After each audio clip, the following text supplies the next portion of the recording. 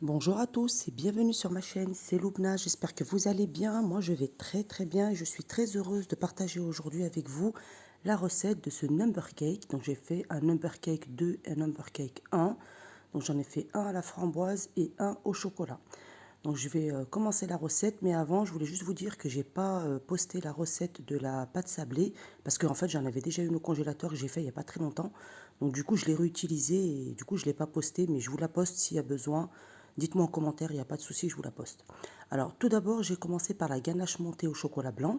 Donc vous allez faire fondre 200 g de chocolat au micro-ondes. Donc vous n'allez pas faire fondre entièrement, vous faites fondre partiellement. C'est juste pour aider après.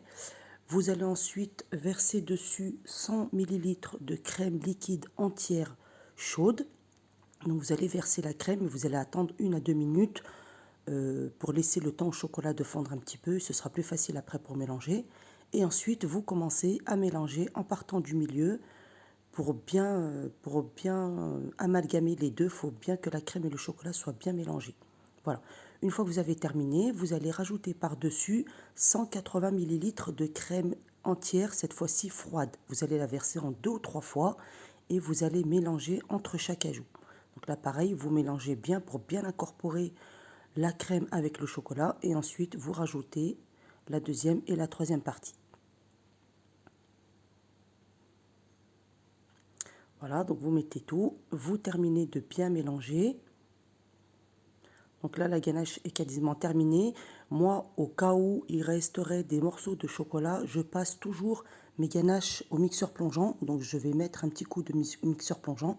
Si vous n'avez pas de mixeur plongeant, vous pouvez utiliser une passoire. Donc vous filtrez juste la ganache et vous allez voir que s'il y a des morceaux de chocolat qui n'ont pas fondu, eh bien, ils vont rester dans la passoire et vous pourrez les enlever. Voilà, donc là, moi, je passe un petit coup rapide. Normalement, quand j'ai mélangé, j'ai pas vu de morceaux de chocolat, mais par précaution, je préfère quand même mixer mes préparations à chaque fois.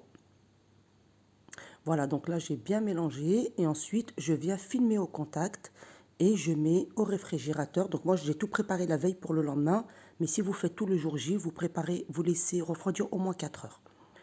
Donc là, j'ai mis ma ganache au chocolat blanc au réfrigérateur et j'ai fait la même chose avec le chocolat. Donc j'ai pris 200 g de chocolat que j'ai fait préfondre au micro-ondes. J'ai rajouté par-dessus 200 ml de crème liquide chaude. Donc c'est de la crème liquide à minimum 30% de matière grasse, pas moins, sinon votre ganache ne montera pas. Donc là, pareil, j'ai laissé fondre 2 à 3 minutes et j'ai commencé à mélanger en partant du milieu. Donc pareil, vous mélangez bien jusqu'à ce que la crème soit totalement incorporée avec le chocolat. Donc en fait, c'est la même procédure, c'est juste pas les mêmes quantités. Voilà, donc mon chocolat et ma crème chaude sont bien mélangés. Et maintenant, je vais venir incorporer 350 ml de crème froide en 3 fois. Donc c'est exactement la même procédure qu'avec le chocolat blanc. Voilà, donc la deuxième, je mélange bien entre chaque ajout. Il faut vraiment que ce soit bien, le mélange soit bien fait. Et enfin la troisième partie de crème. Et vous mélangez bien.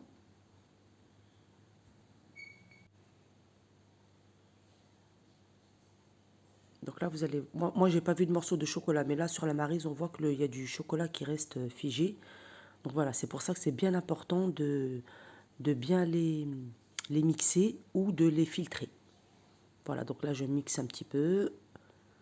Ensuite, pareil, je vais filmer au contact et je vais placer les deux ganaches au réfrigérateur toute la nuit ou 4 heures minimum si vous faites tout dans la même journée. Voilà. Et maintenant, je vais préparer la pâte sablée. Donc, je vais venir l'étaler. Donc, comme je vous disais, j'ai pas mis la recette parce que j'avais déjà une pâte sablée au congélateur. Mais si vous voulez la recette, je vous la poste avec un grand plaisir. Donc là, j'ai pris la pâte sablée. Je l'ai étalée directement sur une feuille de papier cuisson. Comme ça, après, ça vous évite de déplacer votre pâte sablée. Donc, il faut bien l'étaler directement sur une feuille de papier cuisson pour ne plus la bouger après et pour qu'à la cuisson, elle ne bouge pas. Donc là, je découpe mon gabarit. Ensuite, je retire le premier gabarit et je fais la même chose avec le deuxième. Donc après, vous voyez dans quel sens vous pouvez le mettre en fonction de la pâte pour voir comment la pâte, si la pâte vous suffit ou pas dans un sens ou dans l'autre, peu importe. Voilà, donc là je retire le gabarit aussi et ensuite je vais enlever tout le surplus de pâte sablée. Voilà, donc j'enlève tout, allez-y délicatement. Et le tout en fait c'est juste de ne pas toucher aux chiffres que vous avez découpés. Il ne faut pas les toucher sinon ils vont se déformer. Donc vous ne les touchez pas, c'est pour ça qu'on les coupe directement sur une feuille de papier cuisson. Ensuite j'ai mis la feuille de papier cuisson avec les chiffres 2 sur un plateau, sur une grille, et je les ai mis au congélateur le temps de découper les chiffres 1. Donc mettez toujours la pâte sablée au congélateur avant de la cuire pour qu'elle ne bouge pas à la cuisson. C'est important. Si vous la mettez à température ambiante directement dans le four, elle va se déformer à la cuisson. Donc passez toujours 15 minutes au congélateur avant de cuire vos pâtes sablées pour qu'elles ne bougent pas, qu'elles aient exactement la même taille que votre gabarit. Ensuite, j'ai fait pareil avec le chiffre 1. Donc le chiffre 1, je l'ai fait en 2 fois parce que j'avais pas assez de pâte sablée pour étaler une grande quantité pour couper les 2 chiffres en même temps. Donc du coup, j'ai fait le chiffre 1 en 2 fois. Par contre, quand vous récupérez la pâte sablée, il ne faut pas la travailler. Il faut juste la récupérer. Vous formez une boule et vous la rétalez. Il ne faut surtout pas la travailler, sinon elle va devenir élastique et ce n'est pas du tout le but. Ensuite, j'ai passé donc tous mes chiffres sur une grille et je les ai mis au congélateur 15 minutes. Ensuite, je les ai enfournés à 180 degrés pendant environ 20 minutes. Donc, surveillez la cuisson, ça peut être plus, ça peut être moins. Donc, c'est environ 20 minutes à 180 degrés. Il ne faut pas qu'il soit trop cuit. Donc là, je vous montre la cuisson. Ensuite, je laisse bien ma pâte sablée refroidir. Et là, je vais monter mes number cakes. Donc, j'ai préparé les framboises pour le premier. Et j'ai fait fondre un petit peu de chocolat noir que j'ai laissé ensuite refroidir à température ambiante. C'est juste pour coller ma pâte sablée ensuite sur mon plateau pour qu'elle ne bouge pas. Vous verrez après. Donc là, j'ai sorti la ganache au chocolat blanc et je commence à la monter. Donc, vous commencez en petite vitesse et vous allez accélérer la vitesse du batteur petit à petit. Le but, c'est d'incorporer le plus d'air possible pour avoir une ganache qui va être bien ferme. Donc là, vous voyez, je fais ça petit à petit. Donc là, on va monter la ganache au chocolat blanc. Ensuite, je vais la mettre dans une poche à douille avec une douille unie. Donc, préparez tous vos éléments. Et ensuite, je vais commencer à pocher le chiffre 2 et à le décorer avec mes framboises. Et ensuite, on passera au chiffre 1. Donc là, vous voyez que ma ganache commence à bien s'épaissir. Donc moi, je l'ai fait au batteur électrique, hein, au batteur à main. Si vous avez un robot, d'habitude, je travaille avec le robot. Mais là, pour la vidéo, je préfère le batteur électrique. On voit mieux à l'image. Donc voilà, vous voyez que ma ganache est bien ferme et en même temps, elle reste bien souple. Donc de toute façon, vous allez voir qu'en mélangeant avec le batteur électrique à la main, vous allez sentir que la ganache va s'épaissir. Donc par contre, attention avec le chocolat blanc de ne pas fouetter trop longtemps, sinon vous allez faire grainer votre ganache et elle sera foutue. Voilà, donc il faut s'arrêter au bon moment. Voilà, donc là j'ai terminé de monter ma ganache. Vous voyez qu'elle est bien ferme. J'arrête quand je vois qu'elle se tient bien. Ensuite, je l'ai réservée dans une poche avec une douille unie. Et maintenant, je vais venir pocher mon chiffre 2. Donc juste avant, j'ai préparé un plateau de présentation. Donc je prends le premier chiffre. Donc faites bien attention parce que c'est de la pâte sablée, c'est très fragile, ça se casse très vite. Donc faites attention quand vous manipulez votre pâte sablée. Voilà, donc là je vous montre l'utilité du chocolat noir que j'ai fait fondre. Voilà, vous en mettez un petit peu sur le dessous. C'est juste pour faire tenir, pour pas que le biscuit ne bouge sur le plateau. Sinon, il va bouger et il risque de se fissurer ou de se casser. Donc, faites toujours comme ça pour bien le fixer. Ensuite, vous appuyez vraiment légèrement juste pour le faire tenir. Pas fort pour pas le casser. Et là, vous pouvez commencer à pocher votre biscuit. Donc, vous allez tenir votre poche à douille bien droite au-dessus de votre biscuit. Et avec la main gauche, donc vous prenez, si vous êtes droitier, donc vous prenez la main droite, la poche dans la main droite. Et avec la main gauche, vous allez vous aider, la main gauche va vous aider à maintenir la poche bien droite et pour faciliter le pochage. Donc c'est important, votre main gauche va vous guider et va vous permettre de tenir votre poche bien droite. Et là, vous commencez à pocher Donc vous commencez par les contours et ensuite vous pocherez le milieu. Après, si le pochage du bas n'est pas parfait, c'est pas grave. Donc, je disais, si le pochage du bas n'est pas parfait, c'est pas très grave, puisque de toute façon, on va reposer un biscuit par-dessus. Donc si vous voyez qu'il y a des petites boules de chantilly qui sont trop petites, repochez-en par-dessus, hein, c'est pas grave, mais essayez de faire quelque chose de bien droit, de bien régulier, pour qu'ensuite, quand on posera le deuxième biscuit, vous avez quelque chose de bien joli. Voilà, donc ensuite, vous avez vu qu'au milieu, j'ai juste poché un boudin de ganache. C'est pas la peine de faire les boules précisément, parce que de toute façon, ça ne se voit pas. Et ensuite, j'ai posé des framboises. Donc, j'ai coupé les framboises en deux et j'en ai mis sur tout le milieu. Voilà, ensuite, je viens poser délicatement le deuxième biscuit. Donc, allez-y doucement, faites très attention pour ne pas fissurer, pour ne pas casser, ça se casse très vite. Après, si ça se casse, c'est pas grave en soi, donc vous essayez juste de recoller un petit peu, vous allez repocher par-dessus, ça se verra pas, mais on voit quand même que c'est pas droit. Et ensuite, pareil, vous commencez à pocher. Donc là, allez-y plus doucement, plus régulièrement, essayez d'avoir un pochage plus joli que pour le bas, parce que c'est celle qu'on va voir, c'est le pochage qu'on va bien voir, donc allez-y doucement. Donc ce que vous faites, vous mettez bien votre poche par-dessus. Avec la main droite, vous pressez pour faire sortir la ganache. Vous lâchez la pression et ensuite vous retirez la douille, la poche.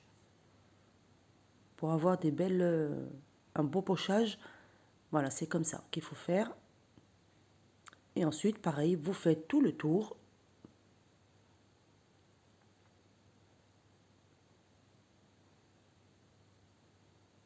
Donc, prenez juste votre temps pour avoir un joli pochage. Voilà, donc là j'ai terminé. Par contre, au milieu, j'ai pas poché juste un boudin tout simple. Hein. Là, par contre, j'ai tout poché de la même manière. J'ai bien fait mes petites boules de partout. Voilà. Ensuite, il reste des petits vides, des petits trous.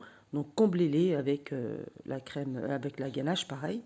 Donc là, vous avez vu, je vous ai montré la poche, elle est vide. Hein. Vraiment, la quantité de ganache que je vous ai donnée, c'est la quantité exacte pour un chiffre d'environ. Donc là, je vais vous donner la taille du chiffre.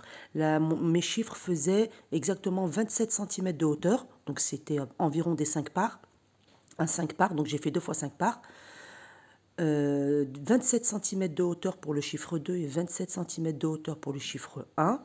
Donc c'est en fait ce que j'ai fait, j'ai imprimé des chiffres en format A4 que j'ai découpé. Ensuite j'ai redécoupé le chiffre sur une feuille en carton pour que ce soit plus facile après à utiliser. Et voilà, vous pouvez aussi les plastifier, j'en ai moi qui sont plastifiés. Donc voilà, là je vous montre, donc j'ai terminé le chiffre 2, j'ai mis toutes mes framboises par-dessus, pareil, j'ai mis sur le milieu, j'en ai mis une à l'endroit, une à l'envers. Après, la décoration, c'est libre à chacun. Et j'ai mis au milieu des framboises que j'ai retournées, j'ai mis un petit peu de confiture à la myrtille. Voilà, c'était pour apporter un petit peu de couleur pour que ce soit pas trop simple. Et ensuite, j'ai mis au réfrigérateur et j'ai fait la même chose. Donc ensuite, j'ai préparé le chiffre 1. Donc pareil, j'ai mis un petit peu de chocolat, de ganache au chocolat, un petit peu de partout. Je le dépose sur le plateau de présentation. J'appuie légèrement pour fixer le biscuit. Je mets de côté. Et ensuite, je viens monter ma ganache au chocolat noir. Donc là, elle sort du réfrigérateur. Et ensuite, c'est la même chose. Donc par contre, la ganache au chocolat noir, vous en aurez un peu plus parce que il y avait plus de crème liquide. Donc avec le chocolat noir, il y a plus de crème. Donc du coup, on a une plus grande quantité de ganache. Donc moi, ce que j'ai fait avec cette quantité pour ne pas la jeter, quand j'ai fait mes chiffres, ma pâte sablée, le reste de pâte sablée, ben, je l'ai découpé. J'ai pris un petit cercle, je l'ai découpé et je l'ai utilisé, je les ai fait cuire et ensuite je les ai utilisés, on les a gardés pour nous, ça on les a mangés pour nous. Je les ai pochés pareil pour pas jeter la ganache. Voilà. Donc non seulement vous gaspillez pas la pâte sablée, donc si vous en reste, ben, faites-en des petits cercles, faites-la cuire et pochez-la ensuite pour vous, pour les déguster. Et là, donc pareil, j'ai fouetté ma ganache jusqu'à ce qu'elle soit bien ferme. Je l'ai réservée dans une poche avec une douille unie, la même douille. Et ensuite, j'ai poché mon premier biscuit. Donc là, j'ai pas mis de chocolat dans le biscuit. Le chocolat, je l'ai décoré au-dessus. Je dépose mon deuxième biscuit délicatement. Faites en sorte qu'il soit bien droit. Essayez de le poser droit du premier coup pour éviter de bouger ensuite, de toucher la ganache et de l'écraser. Et ensuite, vous faites la même chose. Vous venez pocher le dernier biscuit du dessus.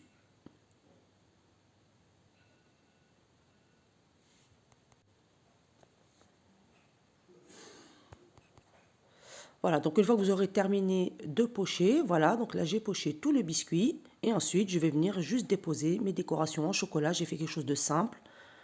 Voilà, donc là, moi, quand je fais un number cake avec de la pâte sablée, je les fais toujours la veille pour le lendemain, tout simplement pour que le biscuit se ramollisse un petit peu, qu'il soit pas trop sec. Donc, parce qu'après la découpe, ça va écraser toute votre ganache. Donc moi, je le fais la veille pour qu'il puisse se ramollir. Le biscuit va absorber l'humidité de la crème et va se ramollir un petit peu. Donc moi, je prépare toujours la veille pour le lendemain. Donc voilà, j'ai terminé la décoration de mon numéro 1. Mes number cakes sont terminés. Donc c'était pour fêter les 21 ans d'un jeune homme. Donc voilà, la vidéo est terminée. J'espère que celle-ci vous a plu. N'hésitez pas à vous abonner à ma chaîne, à liker la vidéo, à la partager et à activer la cloche des notifications pour recevoir toutes mes prochaines vidéos. Voilà, donc je vous dis merci et à très bientôt pour une nouvelle vidéo.